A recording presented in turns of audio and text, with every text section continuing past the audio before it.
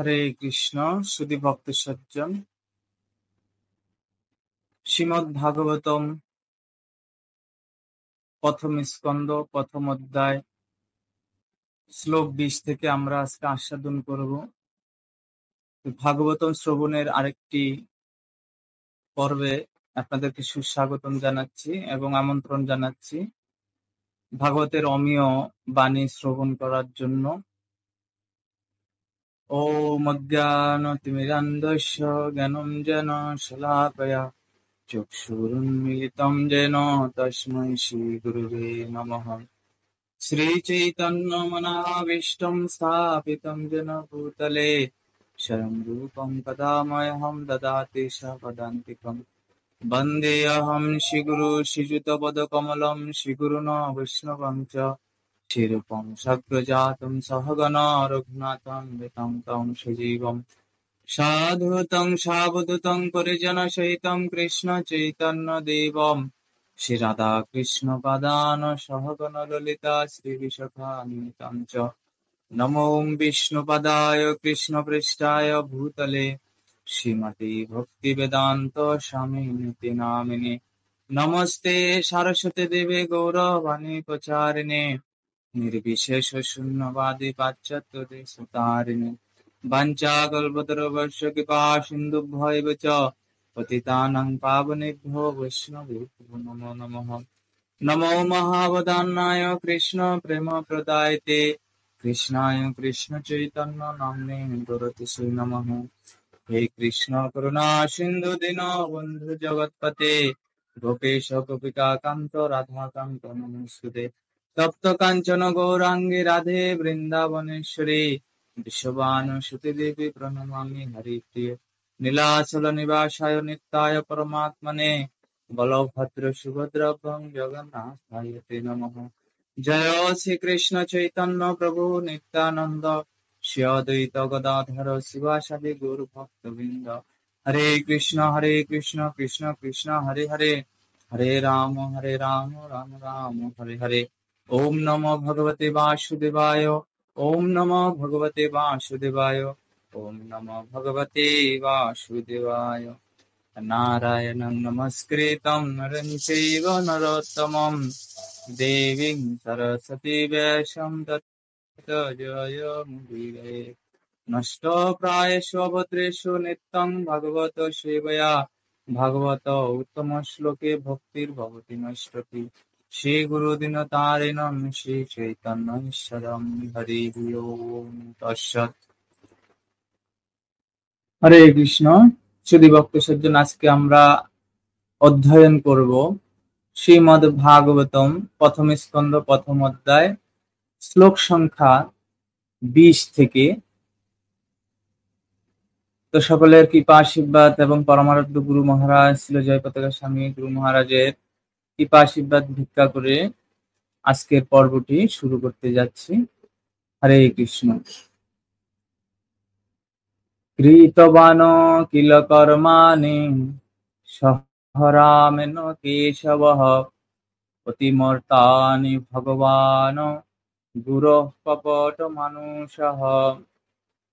কৃতবান করেছেন, কিল যা, কর্মাণি কার্যকলাপ, সহ সহিত, রামেন বলরাম, কেশবঃ শ্রীকৃষ্ণ, অতিমর্তানি অলৌকিক, ভগবান পরমেশ্বর ভগবান, গূঢ় প্রচ্ছন্ন, কপট আপাত দৃষ্টিতে, মানুষ মানুষ। অনুবাদ: পরমেশ্বর ভগবান শ্রীকৃষ্ণ তার ভ্রাতা বলরামের সঙ্গে মনুষ্যরূপে লীলাবিলাস করেছেন এবং এইভাবে তার স্বরূপ গোপন রেখে তিনি বহু অলৌকিক কার্যকলাপ করেছেন। এইভাবে তার স্বরূপ গোপন রেখে তিনি বহু অলৌকিক কার্যকলাপ সম্পাদন করেছেন। তাৎপর্য: করেছেন আন্তর্জাতিক কৃষ্ণ ভাবনামৃত সংঘ প্রতিষ্ঠাতা আচার্য জগৎগুরু শিল প্রভুপাদ। জয় শিল প্রভুপাদ কি জয়।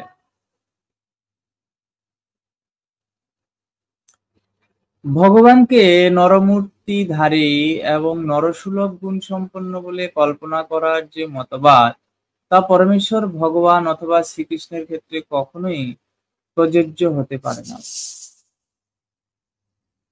আজকাল অনেকে প্রচার করছে যে কৃষ্ণ সাধন এবং তপস্যার মাধ্যমে মানুষ ভগবান হয়ে যায়। এই মতবাদ আজকাল তো ভারতবর্ষে বেশ ভালো মতোই প্রচারিত হয়েছে।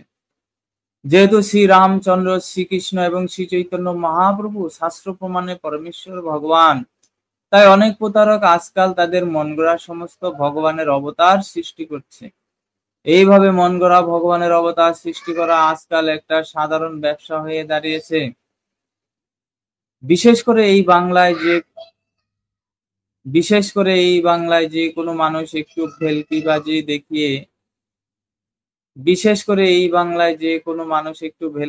দেখিয়ে অতি সহজে মূর্খ জনসাধারণের স্বীকৃতির মাধ্যমে ভগবান হয়ে যাচ্ছে। শ্রীকৃষ্ণ সেই ধরনের অবতার ছিলেন না। তিনি তার আবির্ভাবের ক্ষণ থেকেই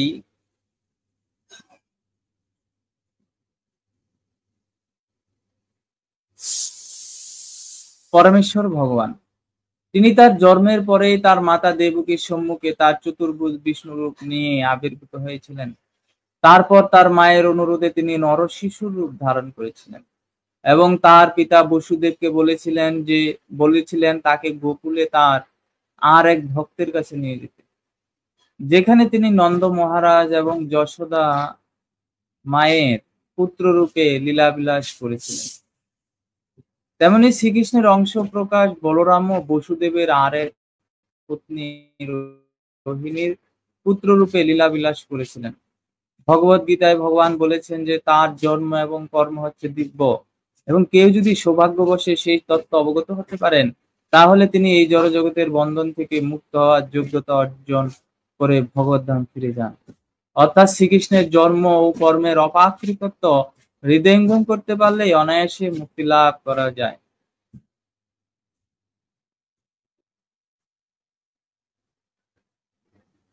শ্রীমদ্ ভাগবতের 9টি স্কন্ধে ভগবানের অপাকৃত প্রকৃতির বর্ণনা করা হয়েছে এবং দশম স্কন্ধে তার অপাকৃত লীলাবিলাস বর্ণিত হয়েছে। তাই শ্রীমদ্ ভাগবত পাঠ করার মাধ্যমে পাঠকের কাছে ভগবানের স্বরূপ উদ্ঘাটিত হয়। এখানে একটা জিনিস মনে রাখতে হবে যে ভগবান তার মায়ের কোল থেকে তার দিব্য কার্যকলাপ প্রদর্শন করতে থাকেন। তার সমস্ত কার্যকলাপই অলৌকিক। তার বয়স যখন মাত্র 7 বছর, তখন তিনি তার বাঁ হাতের কনিষ্ঠ আঙ্গুলের উপর গিরি গোবর্ধন ধারণ করেছিলেন। তার এই সমস্ত কার্যকলাপের মাধ্যমে সহজেই প্রমাণিত হয় যে তিনি যথার্থই পরমেশ্বর ভগবান, কিন্তু তবুও যোগমায়ার দ্বারা আবৃত থাকার ফলে তার পিতা মাতা এবং অন্যান্য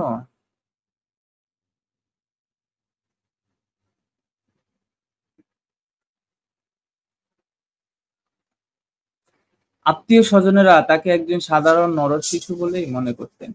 তিনি যখনই কোনো অসাধ্য কর্ম সাধন করতেন, তখন তার পিতা মাতা মনে করতেন যে ভগবানের কৃপায় অথবা দৈবাৎ যেন তা ঘটেছে। তারা কখনোই মনে করতে পারতেন না যে তাদের ছোট্ট শিশুটি সে অসম্ভব কার্য সম্পাদন করেছে, এবং তাদের পুত্রের প্রতি বাৎসল্য স্নেহে তাদের হৃদয় পূর্ণ করেই তারা তৃপ্ত ছিলেন। তাই নৈমিষারণ্যের ঋষিরা তাকে আপাত দৃষ্টিতে একজন মানুষের মতো বলে বর্ণনা করেছেন, কিন্তু প্রকৃতপক্ষে তিনি হচ্ছেন সর্বশক্তিমান পরমেশ্বর ভগবান। তো এখানে নৈমিষারণ্যে সে 60,000 মুনি ঋষি উপস্থিত ছিলেন এবং সুত গোস্বামী তাদেরকে এই ভাগবত কথা শ্রবণ করিয়েছিলেন।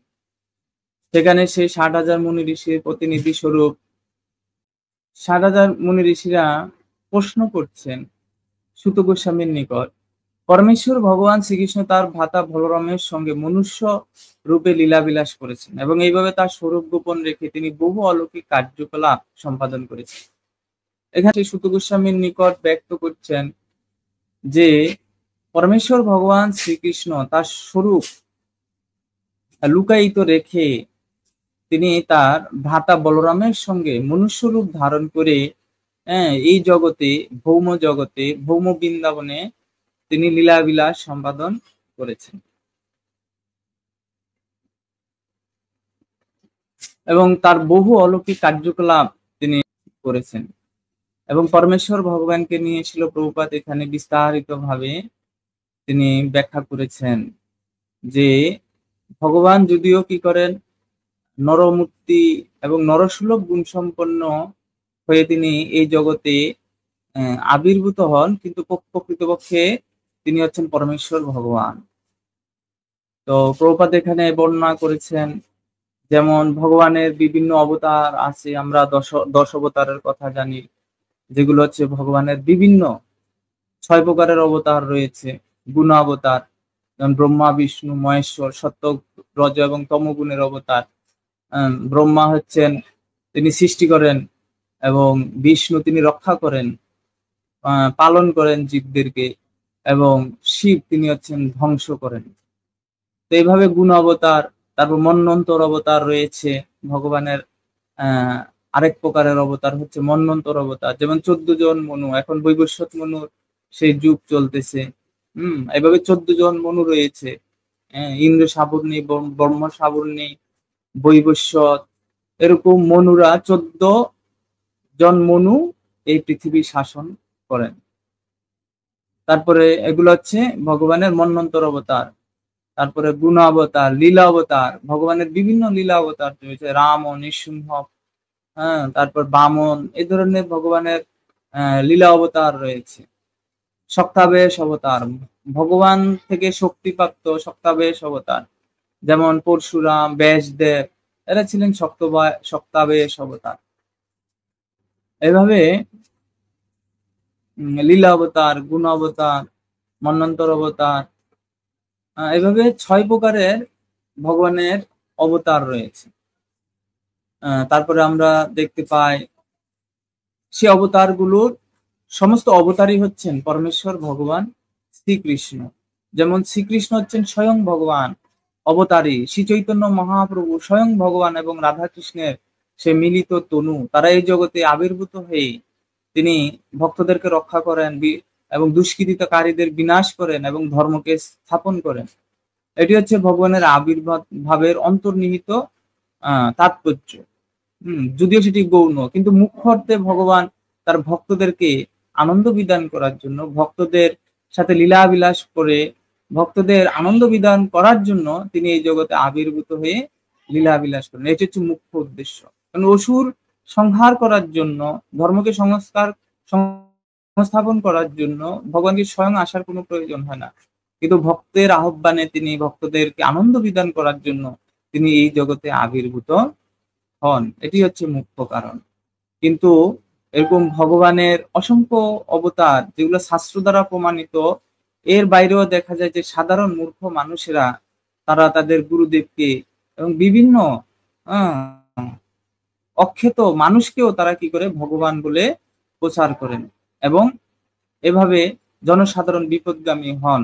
এ ধরনের মূর্খ এবং এই ধরনের ভণ্ড অবতারদের থেকে আমাদের অবতার সাজিয়ে তারা এভাবে পূজা করছে। তো আমাদের ওই সমস্ত ভণ্ড থেকে সাবধান থাকতে হবে, ওই সমস্ত অসৎ গুরু থেকে আমাদেরকে সাবধান থাকতে হবে। আমরা যদি আমাদের সেই পারমার্থিক জীবনকে রক্ষা করতে চাই, অবশ্যই ভণ্ডদের থেকে দূরে থাকতে হবে। তাহলে আমরা আমাদের জীবনকে সার্থক করতে পারবো এবং প্রকৃত যে পরমেশ্বর ভগবান শ্রীকৃষ্ণ, তাকে স্বীকার করে তার পূজা, তার সেবা আমাদের করতে হবে। তাহলেই আমরা আমাদের জীবনকে সার্থক করতে পারবো। হরে কৃষ্ণ। শ্লোক 21।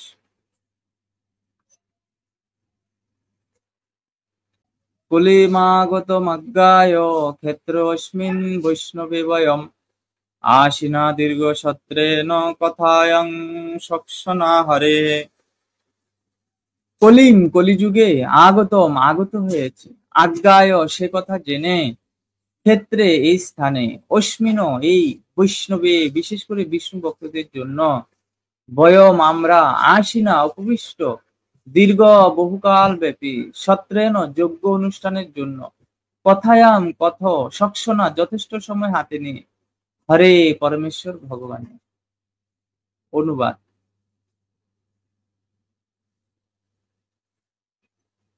কলিযুগের আগমন হয়েছে জেনে আমরা এই বৈষ্ণব ক্ষেত্র নৈমিষারণ্যে দীর্ঘকাল ব্যাপী যজ্ঞ অনুষ্ঠানের জন্য এসে উপস্থিত হয়েছে। এখন আমাদের হরিকথা শ্রবণের অবসর লাভ হয়েছে। কলিযুগের আগমন হয়েছে যেন আমরা এই বৈষ্ণব ক্ষেত্রে নৈমিষারণ্যে দীর্ঘকাল ব্যাপী যজ্ঞ অনুষ্ঠানের জন্য এসে উপস্থিত হয়েছে। এখন আমাদের হরিকথা শ্রবণের অবসর লাভ হয়েছে। তাৎপর্য, এই কলিযুগ সত্য, ত্রেতা অথবা দাপর যুগের মতো আত্মজ্ঞান লাভের উপযোগী নয়। সত্য যুগে মানুষের আয়ু ছিল 100 বছর এবং তারা দীর্ঘকাল ধরে ধ্যান করার মাধ্যমে আত্মজ্ঞান লাভ করতেন। ত্রেতা যুগে মানুষের আয়ু যখন ছিল 10,000 বছর, তখন তারা মহাযজ্ঞ অনুষ্ঠান করে আত্মজ্ঞান লাভ করতেন। দাপর যুগে মানুষের আয়ু যখন ছিল 1000 বছর, তখন তারা পরমেশ্বর ভগবানের পূজা করে আত্মজ্ঞান লাভ করতেন। কিন্তু এই কলিযুগে মানুষের আয়ু বড়জোর 100 বছর এবং তাও আবার নানা রকম দুঃখ দুর্দশা এবং প্রতিবন্ধকে পরিপূর্ণ। আর তাই এই যুগের আত্মজ্ঞান লাভের পন্থা হচ্ছে পরমেশ্বর ভগবানের নাম, যশ ও লীলা আদি শ্রবণ করা এবং কীর্তন করা। এই সমস্ত মহর্ষিরা এই পন্থার প্রবর্তন করেছিলেন বৈষ্ণব ক্ষেত্র নৈমিষারণ্যে। তারা 1000 বছর ধরে পরমেশ্বর ভগবানের কথা শুনবার জন্য প্রস্তুত হয়েছিলেন। এই সমস্ত মহর্ষিদের এই দৃষ্টান্তের মাধ্যমে সকলেরই বোঝা উচিত যে নিয়মিতভাবে শ্রীমদ্ ভাগবত পাঠ এবং কীর্তন করাই হচ্ছে আত্মজ্ঞান লাভের একমাত্র পন্থা। এছাড়া অন্য সমস্ত পন্থাই হচ্ছে কেবল সময়ের অপচয় মাত্র, কেননা তার ফলে কোনো লাভই হয় না। শ্রী চৈতন্য মহাপ্রভু এই ভাগবত ধর্ম প্রচার করে গেছেন এবং তিনি নির্দেশ দিয়ে গেছেন যে ভারত ভূমিতে যারা মনুষ্য জন্ম লাভ করেছেন তারা যেন পরমেশ্বর ভগবান শ্রীকৃষ্ণের বাণী, বিশেষ করে ভগবত গীতার বাণী সমস্ত পৃথিবী জুড়ে প্রচার করেন। কেউ যখন ভগবত গীতার বাণী যথাযথভাবে হৃদয়ঙ্গম করতে পারেন, তখন আত্মজ্ঞান লাভের পথে আরো অগ্রসর হওয়ার জন্য তারা শ্রীমদ্ ভাগবত পাঠ করতে পারেন। শ্লোক 22। তম নঃ সংদর্শিত ধাত্রা দুস্তরং নিস্তীর্ষতাম কলিম সত্যহরম পুংসাম কর্ণধার ইবার্ণবম। তম, হে মহানুভব, ন আমাদেরকে সন্দর্শিত হ, আমাদের দৃষ্টিপথে প্রেরিত, ধাত্রা পরমেশ্বর ভগবানের কৃপায়, দুস্তরম দুর্লঙ্ঘ, নিস্তীর্ষতাম অতিক্রম করতে ইচ্ছুক, কলিম কলিযুগ, সত্যহরম যা সদ্গুণাবলীকে ক্ষয় করে, পুংসাম মানুষের, কর্ণধার কর্ণধার, ইব মতন অর্ণবম সমুদ্র। অনুবাদ,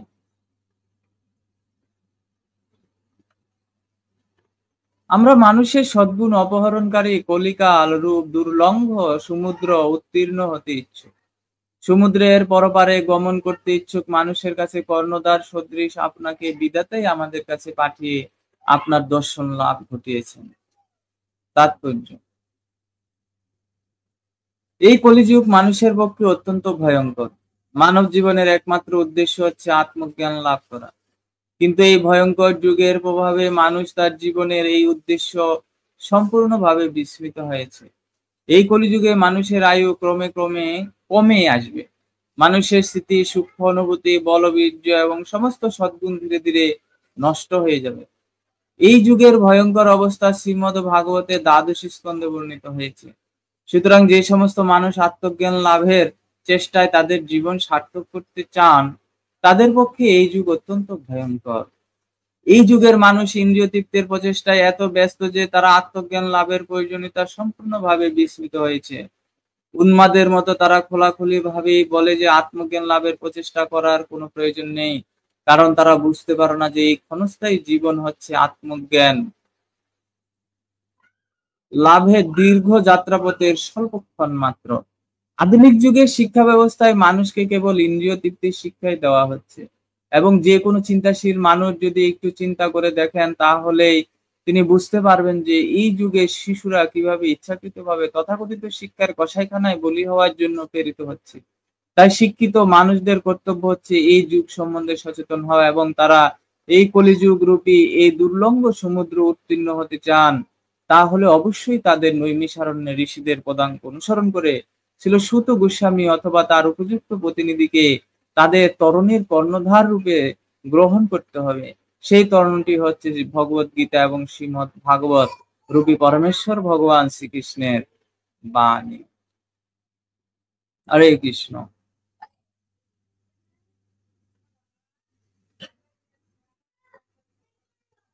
তো সৌনকাদি ঋষিগণ সেই সুত গোস্বামীর নিকট প্রশ্ন করছেন, আমরা মানুষের সদ্গুণ অপহরণকারী কলিকাল সমুদ্র উত্তীর্ণ হতে ইচ্ছুক, আমরা পরপারে গমন করতে ইচ্ছুক, মানুষের কাছে কর্ণদার সদৃশ আপনাকে বিধাতেই আমাদের কাছে পাঠিয়ে আপনার দর্শন লাভ ঘটিয়েছেন। তো কৃষ্ণ যখন এই জগৎ থেকে চলে যান তখনই কলিযুগের সূচনা হয়। তো কৃষ্ণ যখন এই জগৎ ত্যাগ করেন, সাথে তিনি কি করেন, তিনি ধর্ম এবং জ্ঞান সহ তিনি এই জগৎ ত্যাগ করেন। তো যখন কৃষ্ণ এই জগৎ ত্যাগ করেন তখন কৃষ্ণের সাথে ভগবানের সাথে ধর্ম জ্ঞান উভয়ই চলে যায়। তখন এই ভাগবত রূপী মহা পুরাণ এই কলিযুগের মানুষের জন্য ভগবান আবার প্রেরণ করেন ভক্তের মাধ্যমে, এবং সুত গোস্বামী সেই ভাগবত তিনি পুনরায় প্রদান করেন সেই নৈমিষারণ্যে, যে ভাগবত তিনি তার গুরুদেব ছিল ব্যাসদেবের নিকট থেকে শ্রবণ করেছেন এবং অন্যান্য ঋষিদের কাছ থেকে যে দিব্য জ্ঞান তিনি লাভ করেছিলেন সেই জ্ঞান তিনি পুনরায় এই কলিযুগের মানুষের জন্য তিনি কি করেছেন, ব্যাখ্যা করেছেন। এবং আমরা এই ভাগবতের আশ্রয় লাভ করে এই কলিযুগের অপার সমুদ্রকে আমরা পার হতে পারি। তো কলিযুগ আমরা একটি শ্লোকে পড়েছিলাম, 10 নম্বর শ্লোকে, ভাগবতের প্রথম স্কন্ধ প্রথম অধ্যায় 10 নম্বর শ্লোকে আমরা পাঠ করেছিলাম যে কলিযুগ হচ্ছে মন্দ সুমন্দ মতয় মন্দ ভাগ্যহি উপদ্রুত। কলিযুগ হচ্ছে দোষের সমুদ্র। এই দোষের সমুদ্রে আমরা বসবাস করছি এবং এখানে মানুষের মন্দ ভাগ্য, মন্দমতি এবং সর্বদা রোগ শোক দ্বারা জর্জরিত হয়ে তারা দুর্লঙ্গ দুঃখের দ্বারা তারা কষ্ট ভোগ করছে। তো সেই কষ্ট থেকে, সেই দুঃখ থেকে, সেই দুঃখ কষ্ট থেকে মুক্ত হওয়ার একমাত্র পন্থা হচ্ছে এই শ্রীমদ্ ভাগবতের জ্ঞান লাভ করা এবং এটি ব্যক্তি জীবনে প্রয়োগ করা। কিন্তু কলিযুগের মানুষ এত দুর্ভাগা, এই জড় জগৎকে ভোগ করার জন্য, সামান্য এই জগতে ভোগবিলাসিতা করার জন্য তারা শাস্ত্রকে অস্বীকার করে নিজের মতো করে রাজনৈতিক মতাদর্শ তৈরি করে তারা তারা কি করছে, এই পারমার্থিক বিষয়বস্তুকে তারা অবজ্ঞা করছে। ফলে তারা মনে করছে এই সমস্ত পারমার্থিক জ্ঞানের কোনো প্রয়োজন নেই। ফলে তারা আরো বেশি বেশি এই দুঃখের সমুদ্রে অধপতিত হয়ে কষ্ট ভোগ করছে। আজকে দেখুন সারা পৃথিবীতে 98% মানুষ আজকে মূর্খতার সাগরে বসবাস করছে।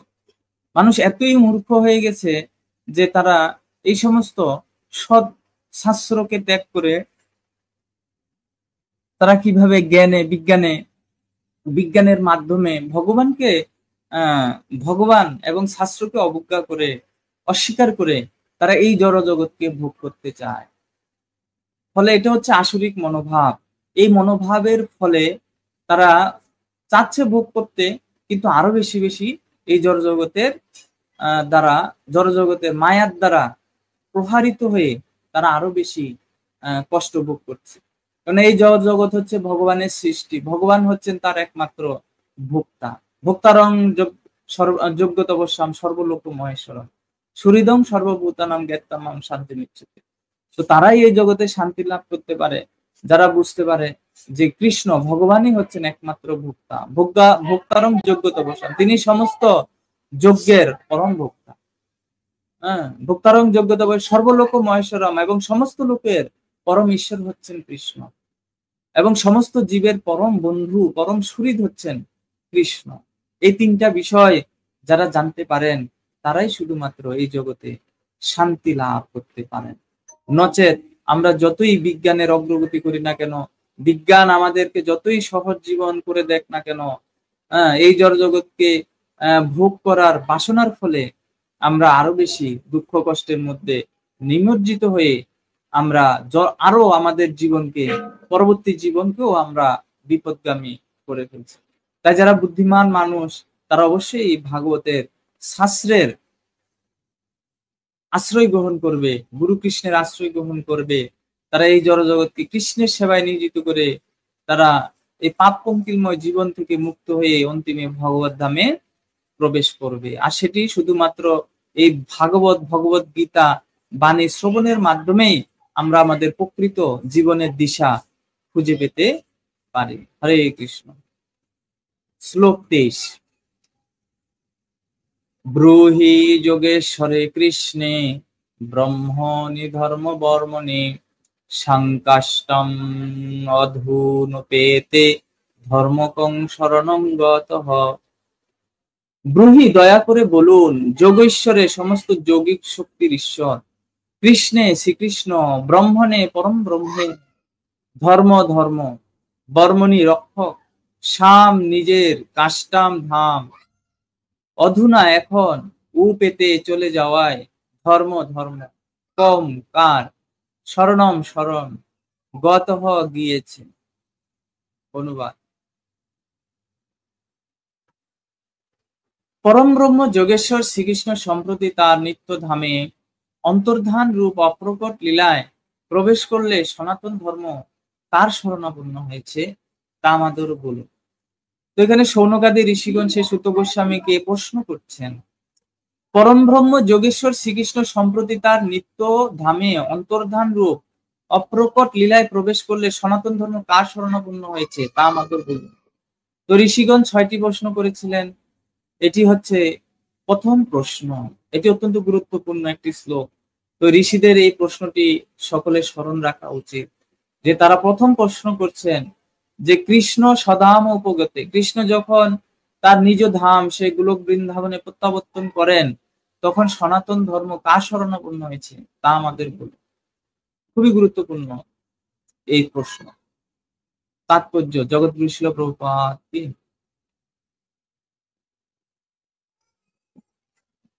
ধর্ম হচ্ছে পরমেশ্বর ভগবানের পন্থা, প্রদত্ত পন্থা। ধর্ম হচ্ছে পরমেশ্বর ভগবানের প্রদত্ত পন্থা। যখন ধর্মের গ্লানি অথবা অবমাননা হয় তখন পরমেশ্বর ভগবান ধর্ম সংস্থাপন করার জন্য আবির্ভূত হন। সে কথা ভগবত গীতায় বর্ণিত হয়েছে। এখানে নৈমিষারণ্যের ঋষিরা সেই সম্বন্ধেই জিজ্ঞাসা করছেন। এই প্রশ্নের উত্তর পরে দেওয়া হয়েছে। শ্রীমদ্ ভাগবত হচ্ছে অপাকৃত শব্দরূপে পরমেশ্বর ভগবানের অবতার, তাই তা হচ্ছে দিব্য জ্ঞান এবং ধর্মনীতির পূর্ণ প্রকাশ। ইতি শ্রীমদ্ ভাগবতের ঋষিদের প্রশ্ন নামক প্রথম স্কন্ধের প্রথম অধ্যায়ের ভক্তি বেদান্ত তাৎপর্য। এর মাধ্যমে আমাদের প্রথম অধ্যায় সমাপ্ত হচ্ছে। এই পর্বে আমরা 3টি শ্লোক পেয়েছি, 20, 21, 22, 4টি শ্লোক আমরা আস্বাদন করেছি। তো পরবর্তী অধ্যায়ে আমরা প্রবেশ করব আগামী পর্ব থেকে। তো সেখানে আমরা দেখতে পাচ্ছি